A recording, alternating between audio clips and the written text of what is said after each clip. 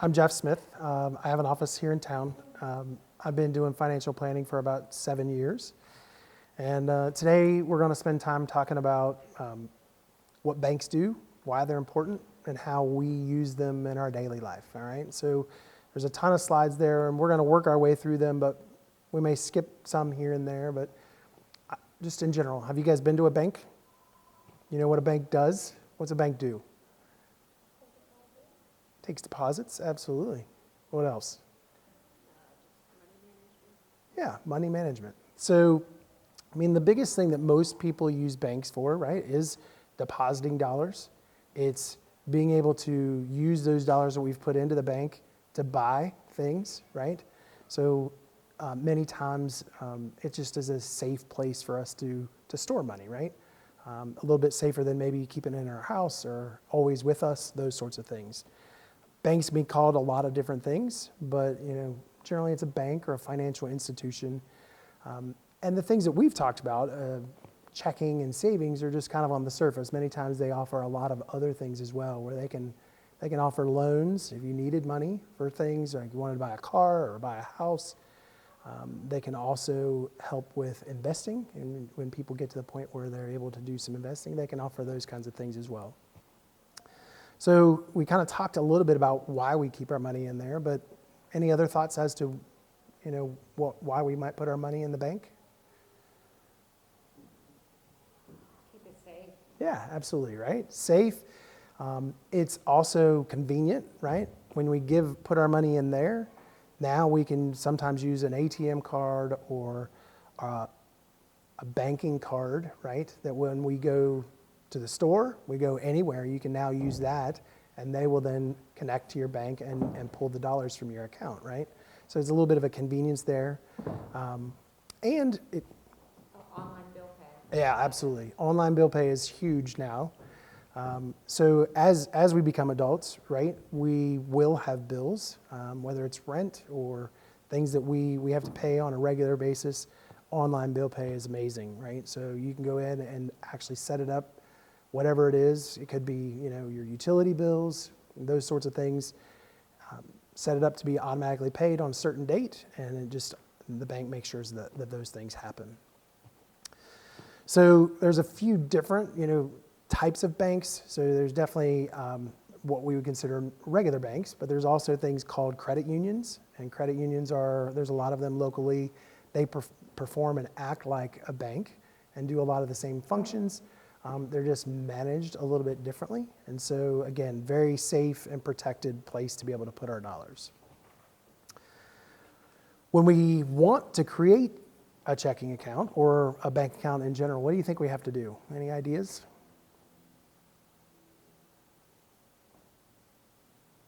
So we have to go to the bank, right? And we have to say, I either want a checking or a savings account. We'll talk a little bit of difference. What's the difference between a checking and a savings account, right? But in order to open an account, we're going to have to go to the bank. We're going to have to provide them some information, right? They want to verify who we are so that they know who the account belongs to, but also that you are who you say you are, right? So there's some key things there.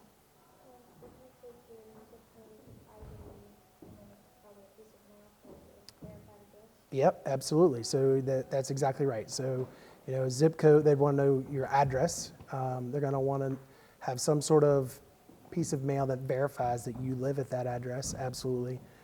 So I'll just repeat some of that stuff as it comes up so that everybody online can hear that as well. But you guys can follow along too. Yeah, absolutely. Page 4. And so we can make deposits and withdrawals from those types of accounts. When we put money in the bank, generally they're going to give us some interest for storing the money there, so we can earn a little bit of interest when we put money in. But there can also be fees associated with banking. So some banks will charge a fee to have a checking account. There are other banks that will do that for free if you have a certain level of dollars that you put in there. So it's important to understand those fees when we are ready to open an account and understand not all banks are equal, so they all offer different things. ATMs a lot of times have hidden fee costs too, and you don't realize that when you get a little ATM card. Absolutely. ATMs are a big thing, right? So when you get your card, it's generally going to be connected to a certain ATM network. There's a lot of different ATM networks. So if you don't go to your ATM network, you just go to any random bank with an ATM and pull money out, you could be hit with anywhere from $2 to $5 every time you pull money out, right? So you want to strategically, if you can, strategically stick within your network. It doesn't have to always be at your bank, but you want to stay within that network of the type of ATM that they use, if that makes sense. And it'll tell you on your ATM card what network it is. Yeah, absolutely. So when we talked about account verification, right, we said name, address, they're going to want to know your birth date, they're going to want to know your social security number, and they're going to want to see a state or a government ID. So that could be a driver's license. If you don't have a driver's license, it could be just a state ID, but they're going to want to see something that is official that says you are who you are when we open a bank account. So a few terms that you're going to hear, like you had mentioned, deposit, that's a perfect one, right? Deposit's when we're putting money into our accounts. A withdrawal is anytime we take money out of those accounts. Your balance is literally what is the amount of money that's in the account, right? So if you walk in and you say, I just want to check my balance, or you get online, you can see what your balances are. That's what that term means. Fees, right? As I mentioned earlier, there's a lot of different fees that you might come across. There's ATM fees. There could be checking account fees. We'll talk in a minute about overdraft. So let's say that you had $100 in your account and you went and tried to buy something that was $125. That's more than the money that you have in your account. Well, many times banks may charge you an overdraft fee for that, right? Because you've tried to buy something that was more than what you had in your account. And those fees can be very expensive as well. Those can be, anywhere from $15 to $30 per time you do that, right? So it's very important to know what your balances are before you try to make a purchase like that. Does that make sense? Okay. Now, if you have a savings account, sometimes the banks will allow you to do an overdraft out of your savings. That's exactly right. Helps protect that. Yeah, and so the differences between checking and savings, right? A little bit. Let's talk real quick, and we'll skip through some of these slides. But a checking account allows you to usually use a card or write a check for services, right? So you could use it at the grocery store, you could use it wherever you needed to buy something. A savings account, generally, you're not able to buy things directly out of it, right? So, but you can put money in and take money out or move money between your savings and your checking. And that is exactly one of the things that the banks will allow you to do is if you had money in a savings account, you could link it to your checking account. So if you did overdraw it, it could pull it out of that. A second thing that banks will offer is an actual overdraft account. And that's an account that is their account, but they may give you a limit that says, we'll allow you to overdraft by $100 and you won't get a big overdraft fee, but there still generally is a smaller fee for tapping into that account. And then they're going to charge you interest until you pay it back. So, yeah. Can you explain what interest is and how it varies between a checking and a savings account? Absolutely. So interest is money, as I mentioned, when you put money in the bank, interest is what the bank is going to give you for holding your funds with them. So it's kind of an incentive to put the money in there, right? Right now, interest rates are extraordinarily low, right? So they might, if you had $100 in there, they may give you 10 cents a month, but they're giving you something for having the dollars in there. Checking accounts generally have a lower interest rate than a savings account would because checking account, they know you're going to have money coming and going more often, whereas a savings account tends to be a little bit more static. They know the dollars are going to be in there. What the bank's doing is when you put your money in there, they're actually going to use your money to give to other people. Could be for loans or whatever. But basically, they're leveraging the money. And so if they know that the money's going to be there like in a savings account, then that they have less concern about having the ins and outs that you would see in like a checking account. Does that make sense? Good question. Interest makes sense, yeah. Good. All right. So generally, either one of those accounts, you're going to get a monthly statement from the bank, and they're going to tell you what your statements are. what your balances are, as well as what has gone in and out of those accounts throughout the month. And those are important because you want to make sure that it matches what you believe happened, right? And then we'll talk in a few minutes about what do you do if you see something on there that you don't think was something that you did. And so we'll talk about that in a sec. There's a lot of different rules when it comes to checking accounts, and those are very bank dependent. For the most part, though, the most important thing about a checking account is that they will give you checks. Checks are things that you can write out and use for goods and services, and they usually will also give you a card, right? An ATM card or a checking card that you can then use for the same purposes. You may hear of check cashing services, right? And so the check cashing services are something that they would, if you don't have a bank account, you can go and have your check cashed at these locations. The problem with check cashing services is that they're going to charge you a much higher premium just to be able to get your own money than if you had a bank account and were cashing your checks there. So generally there are fees associated with having a checking account, but those are generally much lower. I'd say sometimes they'll charge anywhere from a couple dollars a month to maybe $7 or $8, $9 a month, depending on your balances. Whereas check cashing fees, they're going to charge you every time you need a check cashed, right? So if you worked somewhere and they paid you with a check and you needed to go get that cash to be able to get the money, they're going to charge you every single time, and that tends to become very expensive. So it's much better to be able to create a checking account, and it's going to cost you less in fees dramatically throughout a year. So once you have a job, if you have a bank account, to Jeff's point, it's going to be more, it's going to benefit you to deposit your check every month. And you can also do a direct deposit. Do you know what that is? Exactly. It's so easy, and it usually happens faster than a printed check. You usually get it like the night before, everybody who gets a printed check, so that's worth it. But it takes out the need to even drive to the bank to deposit a check. Yeah. And then versus if you don't have a bank account and you have a job, you have to go to one of these places like Jeff's talking about, or you can try to cash it at a bank, and I've had that happen before where banks just aren't willing to cash checks if it's not for somebody who has an account with them. And then I did have one question, Jeff. If they are under 18 years old, do they have to have a parent go with them to get a bank account? I believe that is the case, but I don't know that to be a fact. Okay. So that would be a good question to follow up on. We can follow up on that. Savings accounts are going to earn a little bit more interest.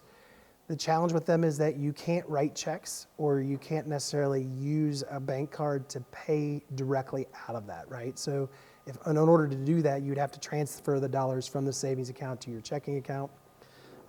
And you can generally open these types of accounts with very few dollars, right? Whereas with checking accounts, they probably want to see a little bit of a sum to be able to open a checking account. They're a little bit more forgiving on the savings accounts. There are other things that we would call non-deposit accounts. So those are like investment accounts, right? And these are a little bit more advanced in that, if you've saved up money over a long period of time, you might want to start to earn a better rate of return than what the bank would pay from interest. So these would be, accounts that would allow us to do that. It might invest in stocks and bonds, mutual funds. All mutual funds are groupings of stocks or bonds, and stocks are from companies, right? So it's a way to try to earn more money, but there's also more risk associated with that, where you could potentially lose some of your money as well. So, but just so you're aware what non-deposit accounts are. We talked about ATM and debit cards already. Like if you went to a dealership to buy a car or a used car, you need to have a money order for that. Like for like the down payment or the processing fees that might be associated, absolutely. So we talked about telephone banking or an online banking. Telephone banking kind of is less prevalent today. It's generally more online now. The access to ATMs, you're able to move money. If you have checking and savings or multiple accounts within the same bank, you're able to easily go online and move the money between accounts. They generally offer, as we've talked about, the debit cards. They can offer loans, if there are a need for that at some point. So there's a lot of things that banks do. So let's talk about privacy for a sec, right? Privacy within the banking system is very important, right? There are a lot of things that when you open an account, that they will ask you if you want, they can't provide your information to anyone else without your permission, right? And you can opt out of that to where you could allow them to provide information to other places. But generally, I would recommend that you don't do that, right? Because you don't want your information being available to someone and not know about it. So let's talk about a couple things about how to protect ourselves, right? Have you guys ever heard of the term phishing, like internet phishing? What is that? Yeah, it's a scam, absolutely. So what they do is they might send you an email that looks like it's official, right? And it's asking you for information that you should never provide to somebody virtually like that. But once they get your information, then they can do whatever they want with that, right? They can empty your bank accounts if that's something that they've asked for, or they can replicate your identity sometimes if you give them enough of the right information, right? So definitely want to try to stay away from an email. Banks and the government, they will never send you an email and ask you for information that's sensitive.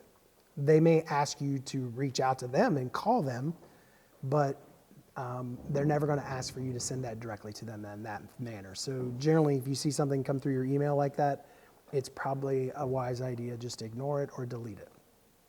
Farming, on the other hand, is slightly different. Farming is that there might be a web page that you find, click on something somewhere, whether it's on your phone or on your computer, and it takes you to some place that looks official, but it's also a scam location.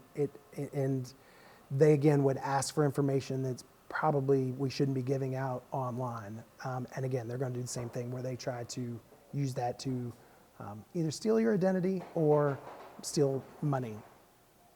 Skimming is the last one. Skimming is one that, imagine you go to the gas station and you're buying gas. You put your card in. Everything looks like it should, right? So you put your card in. There are some skimming devices that they can put where you put your card in that the ordinary people probably wouldn't even notice that there's anything there.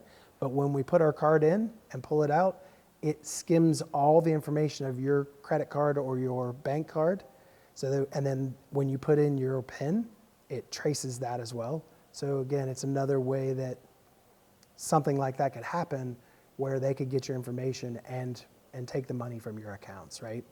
If any of these things happen, then you definitely need to reach out to the authorities, right? And make somebody aware of that. And this would be something that when you look at your monthly statement, you might see something on there, you're like, I never bought something there, right? And then we'd be able to figure out maybe where that happened and hopefully be able to prevent it from other folks happening as well. All those make sense? Okay. What do we do if somebody steals our information, right? We want to file a report with police as soon as possible.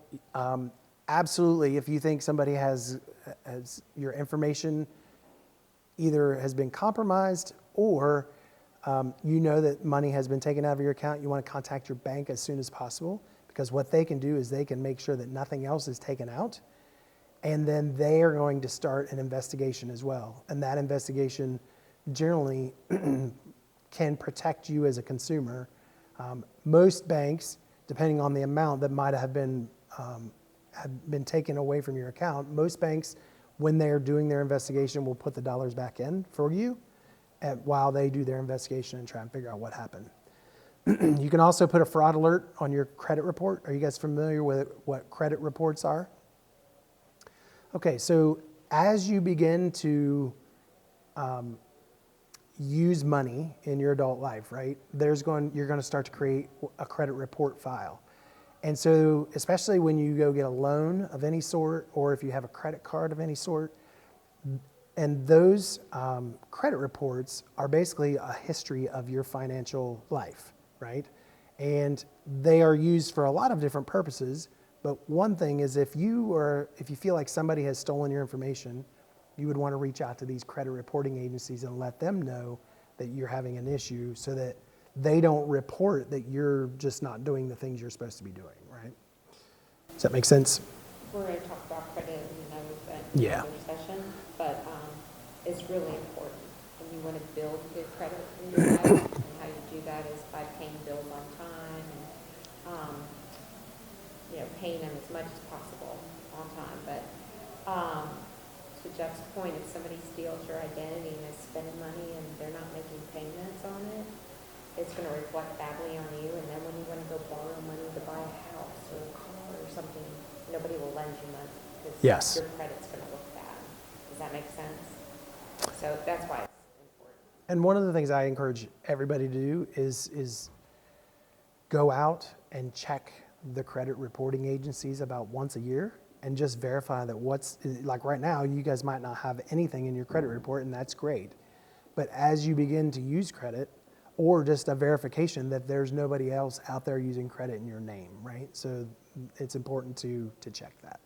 And we'll teach you guys how to freeze your credit. So Yeah. if you're not trying to get a credit card right now or anything, you can freeze it, which means they won't allow somebody else to open up a credit card under your name and information, your social security number, whatever they might be using.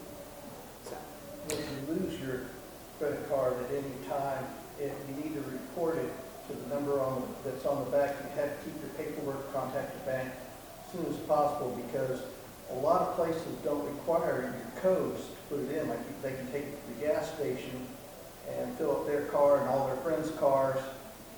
And Absolutely. Until they've tapped out your limit, and then Yeah, absolutely. And so again, it's important that if you think you've been compromised in some way, somebody has information they shouldn't, is definitely report that, communicate with your bank. and they'll probably require a police report before you get your money back. So that Yeah, they've that's got- possible. They've got a number that they can put into their showing that you did report it as stolen. So a few things when you talk about working with banks, right? One is if you don't understand or you have questions or you need help, ask, right? The people in the bank are there to help and support you. I would say don't ever sign anything that you don't really understand what it is, right? Make sure that you understand, if it's paperwork for a new account or a loan or whatever it might be, make sure you understand the details of that before you sign it. Ask for, it says on here to ask for written information to take home and review, but banks are going to give you tons of information when you open an account about how your account works and what you need to be aware of, so that they're always going to be able to give you that.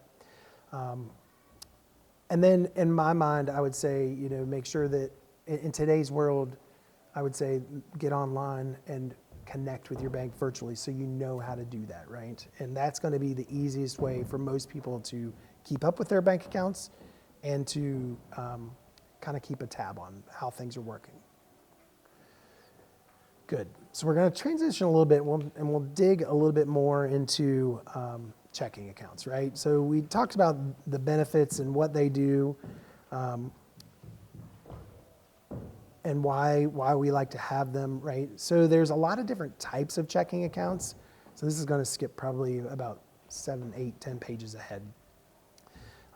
There can be free or low-cost checking accounts, right? And as I mentioned earlier, some banks, especially when you're first starting out, they will offer accounts that are either free or low cost because they know you're just starting out. Other banks may not have that option, and so again, it's important to understand what kind of fee structure that they may have. Is it electronic only? In today's world, there are banks out there that are only internet banks, right? And they have the same protections that physical banks do, but you just don't have a place to go make deposits, right? You would either have to mail those in or scan check. Like if somebody paid you in a check, Most of them have an ability to take a picture of the front and the back of the check, and it'll electronically deposit it for you. So there's some pretty cool things like that.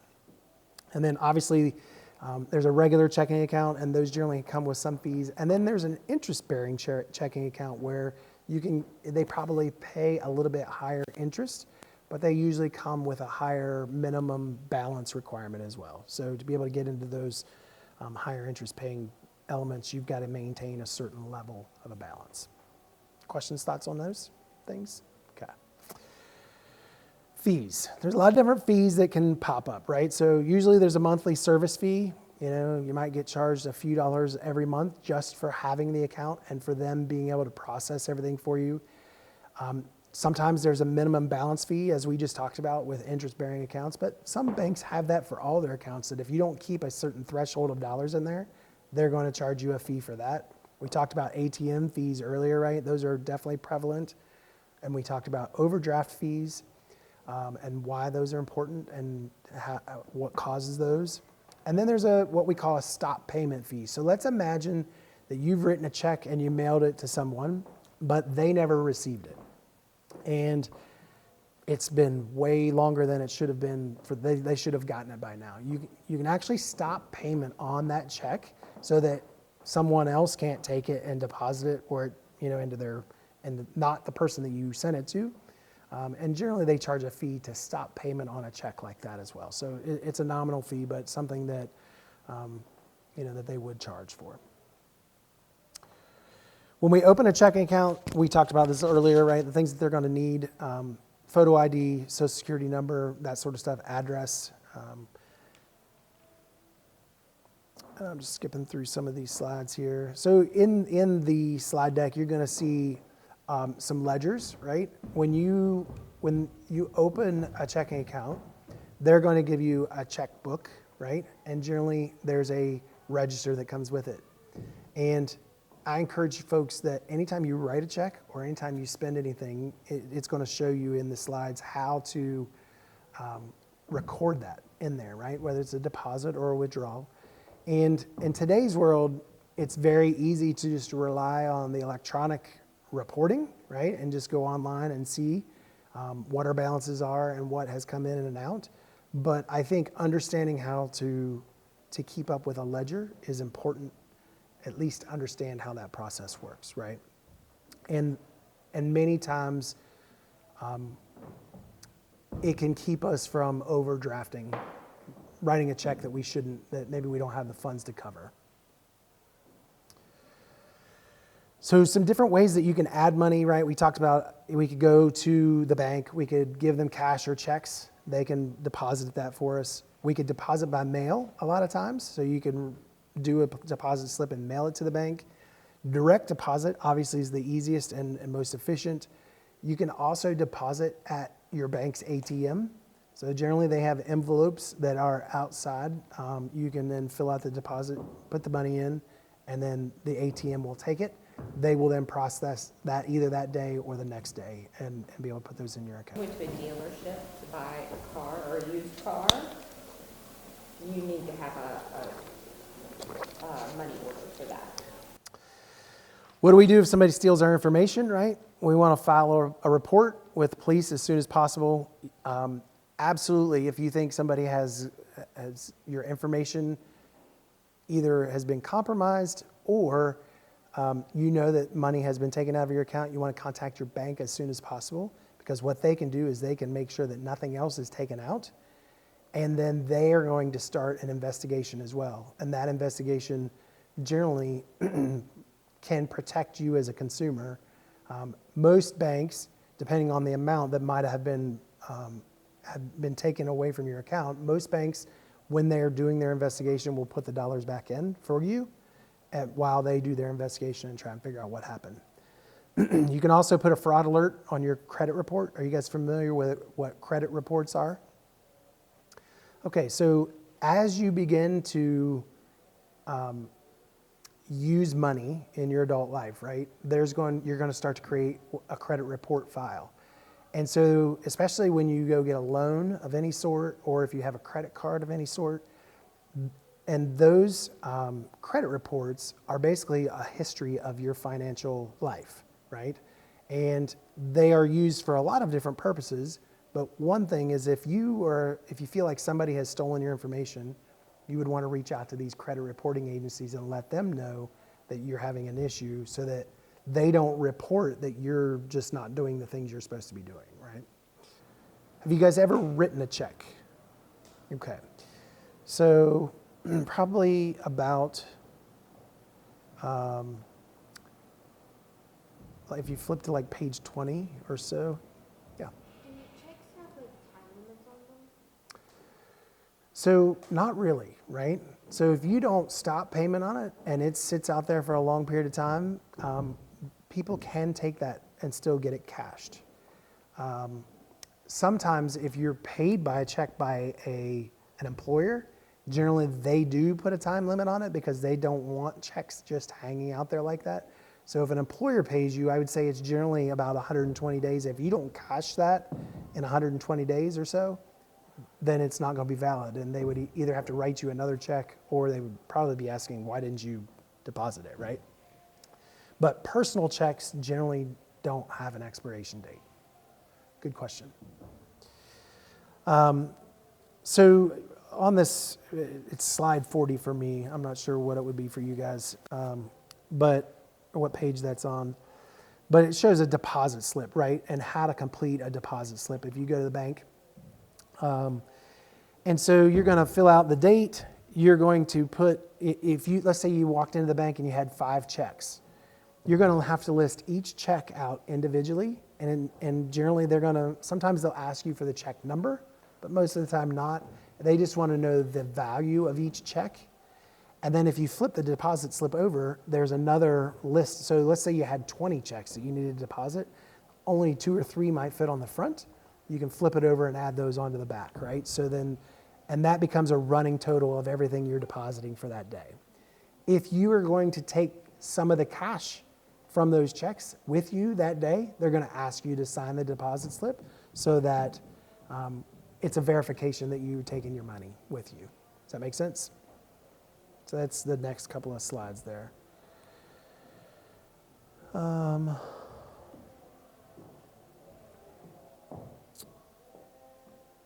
right, so I'm on slide 49 now. So we'll talk about how to do a check. So a check generally the layout is almost always going to be the same. It should say complete the check at the top.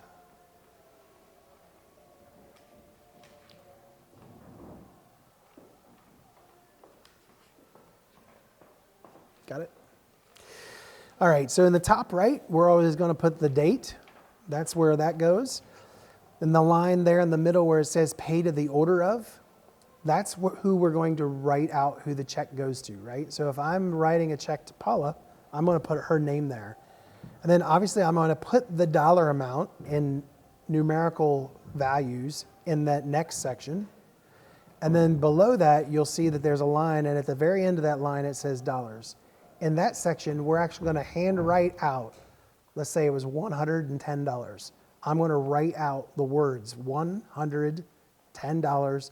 And generally, folks will put, if there's no cents in it, it's just $110. So generally, folks will put like double zeros divided by 100 and then draw a line all the way to the end of that line.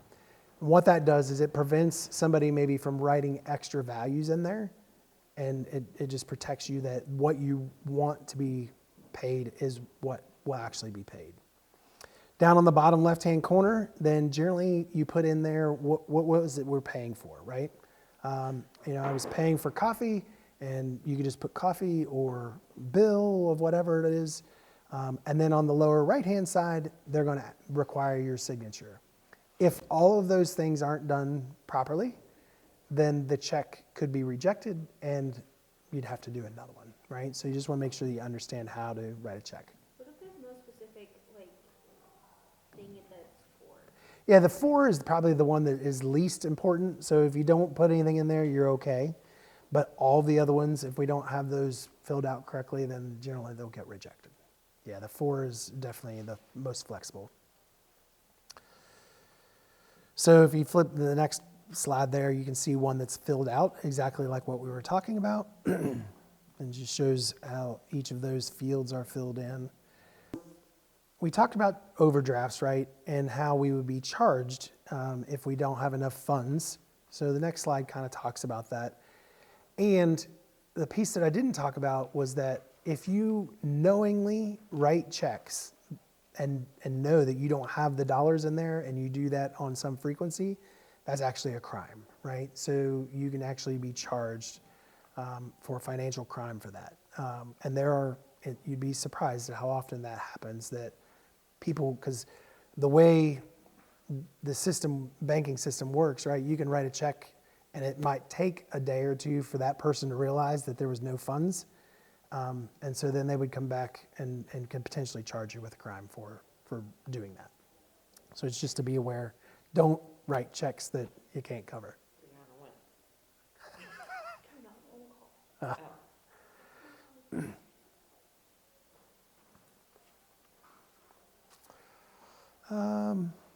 We talked about ATM and debit cards already.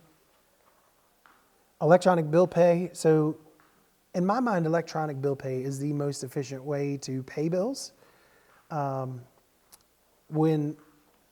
when you have an apartment, you have utilities, gas, electric, water, right? All those things you're going to get a bill for. You can write a check every month for those, but you're going to have to pay for a stamp and mail it to wherever it needs to go. Or you can go in and set up electronic bill pay to where you can electronically pay them, and it's actually a little bit more efficient. Don't have to pay for postage. I don't have to worry about it being late, because if I tell the bank I need it to be there by a certain date, it's their responsibility then to make sure it gets there, right? The only problem or challenge with that is I can't tell them I need you to deliver a check tomorrow if it's today, right?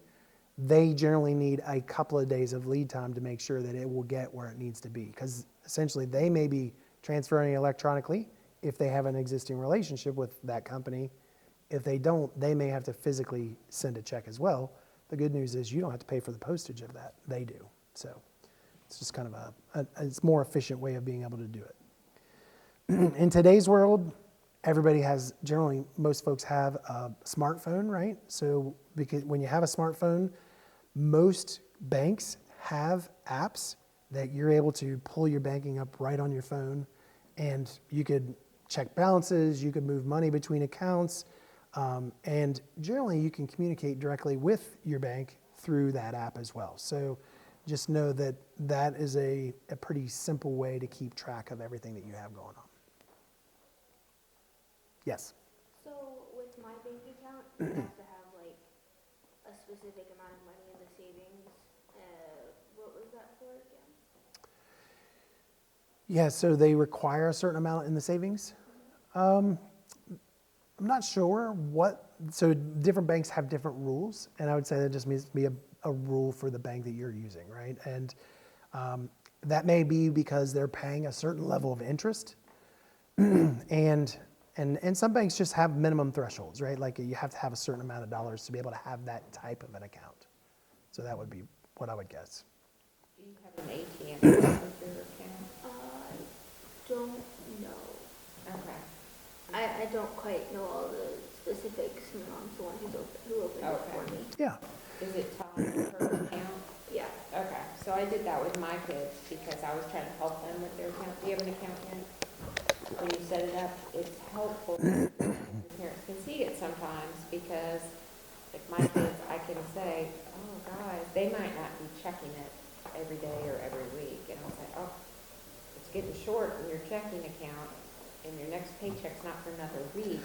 You probably need to transfer some money over from your savings or, that kind of thing, just to stay up on it. But if your mom's watching, you're probably good. Yeah. So. So slide 63, it's just going to give us an ATM receipt, right? So when you withdraw money from an ATM, it's going to give you a printed receipt. And again, depending on whether you're in your own network or in a different network, those receipts might look a little bit different, but they're generally always going to have the same information, right? And so you'll notice at the top it says, how much did we pull out? It's $200. there was a terminal fee of $1. And so in this instance, they only charged us $1 to withdraw the dollars that we wanted, which is pretty cheap because in today's world, those numbers are much higher if you're using a network that's outside of your own. I would say the average is probably about $2.50, and you may see it as much as $5 to withdraw dollars from You're taking accounts. out $20. You don't think about it, but, I mean, that's a lot of money if you're getting charged $3. Just Yeah. taking out $20, you're really only getting $17. Yeah. They're taking, it uses a lot of money. But when you get your ATM card, like we said, it'll say on there what do you call it? Yeah, so it's a System. network. Like there's Network. Cirrus, there's Cash Points, right? Like there's different network names, and all that means is that the people that make the ATMs, they have them all connected for their networks, right? And so if you can stay within your own network, generally those withdrawals are free. It's when you're using a network outside of your network that they generally will charge you. And banks are the worst. So let's say you had a bank, your account was at Wells Fargo, and you go to BB&T to go get money. BB&T, that's like they're looking for those folks that need money like that. They're going to charge a higher fee.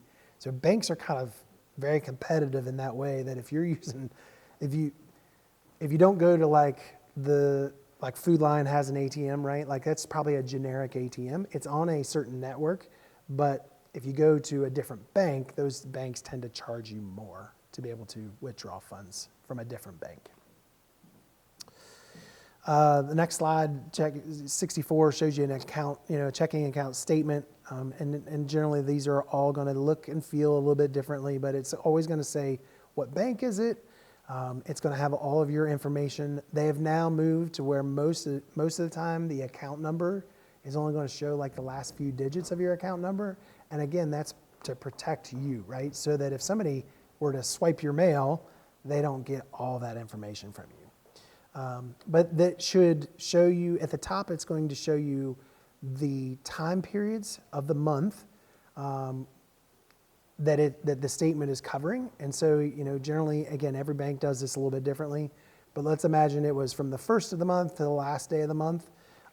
And then the statement is actually going to show you everything that happened within the account. So what day was it, what went in, what came out, so that here's what it was at the beginning of the month, and then at the bottom of the statement, it'll show you what the final balance was. And it's important to review those to make sure, again, that all of the charges are the charges that you have used the account for. Questions or thoughts on that? Okay. Reconciling checking accounts is an interesting topic because in today's world, we probably don't do this anymore. But if you remember, I talked about doing a register for your checking account and keeping track of everything. Well, generally what you had to do historically was when you got your statement, you would reconcile that statement with what you had in your ledger. And if those two didn't match, then it was a little bit of a chore to figure out why don't they match? Did I forget to put something in my register? Was I charged something that I wasn't supposed to be? In today's financial world, right, everything pretty much is done electronically, and so it takes a little bit more effort because most people don't keep up with the register anymore. Okay, so what do we do if we look at our statement and we realize that there's something on there that's not supposed to be? Like somebody bought something, or I was charged a fee that I didn't think I should be charged. What do you think we do? Absolutely. First step is to call the bank, right? Like, hey, there's this fee on there, or there's something on there that I don't think should be on there. I wanted to make you aware of it. And then they will help walk through what the key next steps are, right? It could be something fraudulent. It could be a mistake, right? And so I will tell you that sometimes those things happen, right? And so we want to stay on top of that. If you see anything that you don't think should be there or you don't understand why it's there, call the bank and let's talk about it. Make sure that you follow up and understand what that is. So that's kind of a crash course for banks, why they're important, checking accounts, savings accounts, is there anything that you didn't understand or you wanted to talk a little bit more about? Banking system is really important, right? It gives us a lot of flexibility, but it also takes some due diligence on our side to make sure that things are happening the way they're supposed to happen. So I think a lot of people are guilty of just having blind faith that the bank will always do what they're supposed to do. And I would tell you that it's always good to peruse your statements, make sure they look and everything looks like it's supposed to on there, and keep up with that. And be careful when you use your ATM or debit cards when you're out and about, right? You want to make sure that you're just not letting your information be available to just anybody, right? So be a bit protective of that. And so every time that credit scores are important because, again, if you have a higher credit score, it's going to allow you to get better rates when it comes time to get a loan. So I want to go buy a car or I want to get a credit card, then if I have a higher credit score, then that's going to allow me to get a much better rate. And is that based upon keeping up with your bills on a regular basis and not overdrafting and things like that all affected?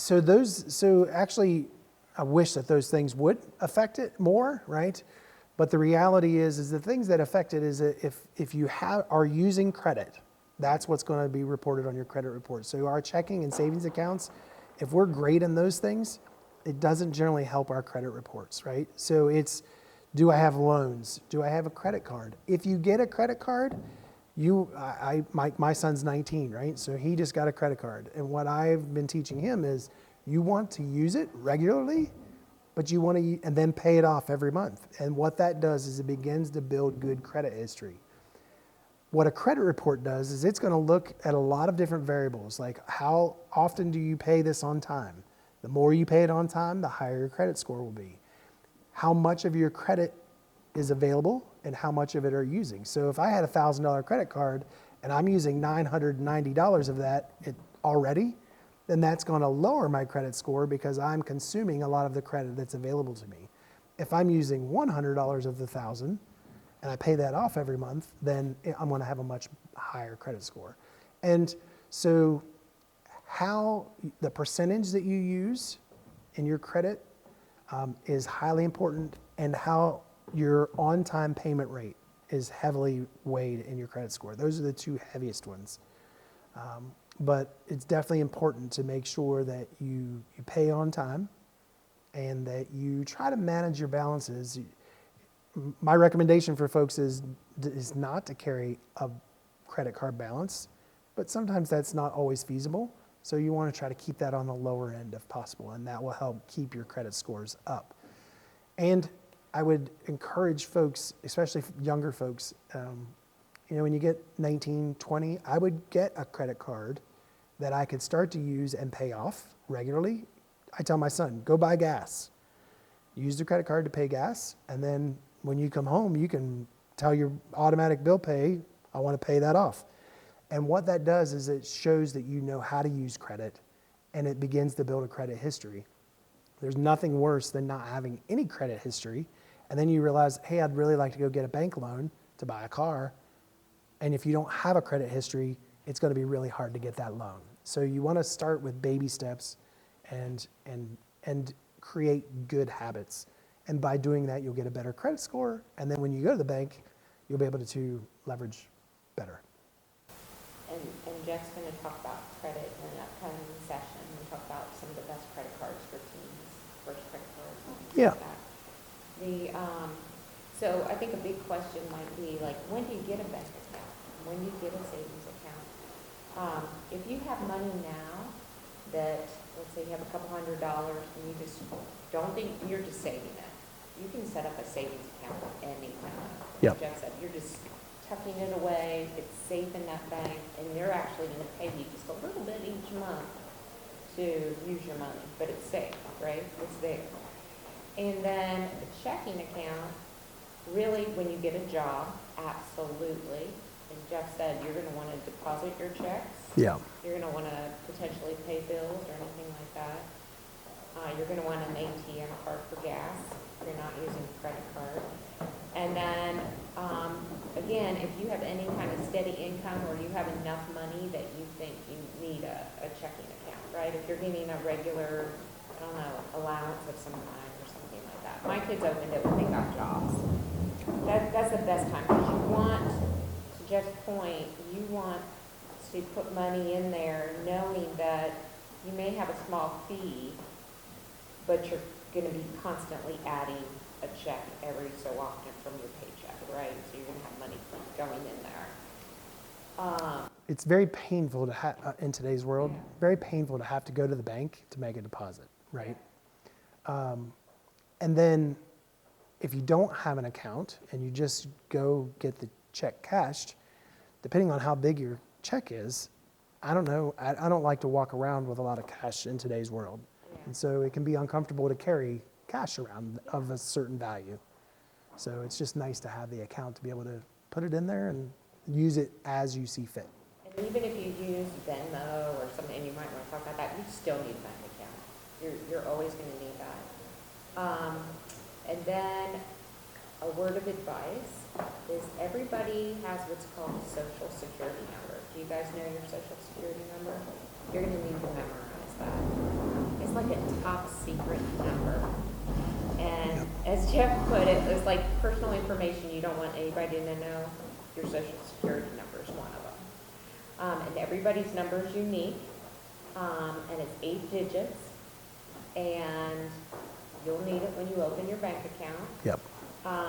and you'll need it through your life, for loans, for school, When you get a job, when you get a job, yeah. anything. So go ahead, if you haven't already, ask your parents to show you your social security card. If you don't have one, you can apply for one. All you need is your birth certificate, and you can go ahead and apply for one. But you're going to need it to get a job and a bank account. So go ahead and memorize your number. Yeah, and you'll find that I think the memorization piece comes because you're going to use it for so many things, right? When like every job that you apply, that you are approved for, they're going to require it. Yeah. Everything. Show it to me because she forgets to. Oh, Yeah. well, I'll pin try her to down, get it. try to get it, and then Yeah. just memorize it. You don't want to write it down anywhere, somebody could find it. You don't want to put it in your phone in case your phone gets lost. So you have to memorize it. Yeah. Anyway, so do you have any other thoughts on do's and don'ts with banks, or do you think anything else come to mind? No, I think that, as I mentioned earlier, not all banks are created equal, right? So do some homework. A lot of times it may be the location of a bank that's convenient. It could be the type of bank. As I mentioned, there was credit unions and different types of banks. As you develop accounts, you'll find kind of which ones you like better, right? So, good question. Yes. Any other questions? Was No? today helpful? Was this good? Did it help you? Okay. Are you ready to set up a bank account? Almost? Well, you think you know what it's all about now, right? Cool. Well, and so the other thing we were talking to is that if you get to the point where you're ready to open an account and you have questions, and maybe if your parents aren't sure, feel free to reach out to me. So Paula has my contact information. I'm glad to help any of you that, if you need it. That's what we want to be as a resource to be able to help point you in the right directions.